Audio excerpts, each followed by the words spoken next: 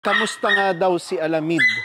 Papakainin natin siya. Kukunin natin yung kanyang pakainan. Tingnan nyo naman kung gaano kaliksi yan. Parang hindi na parvo, nagyardya, at na coronavirus, di ba? Ah!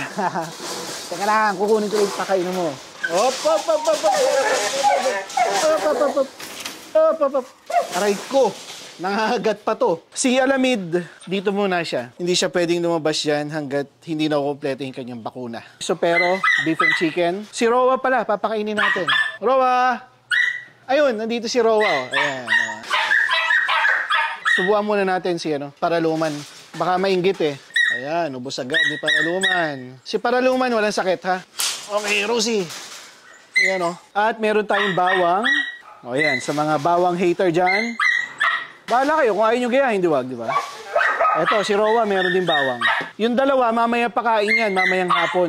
Yan, and ito kay Rowa. Okay, Rowa. Papakainin na natin si Alamid. Nung bago siya ma-confine, hindi na siya nag-bark. Okay, so tingnan natin ngayon. Bark! Good dog, eat! Yan, matakaw yan. Oh? Yung bawang, binanatan agad. Ayan, si Rowa ay kumakain din. Pumayat ng konti, pero madaling ma-recover yan sa Supero Raw Dog Food. Oh, pag ganito ka gana ang aso mo, wala nang sakit yan.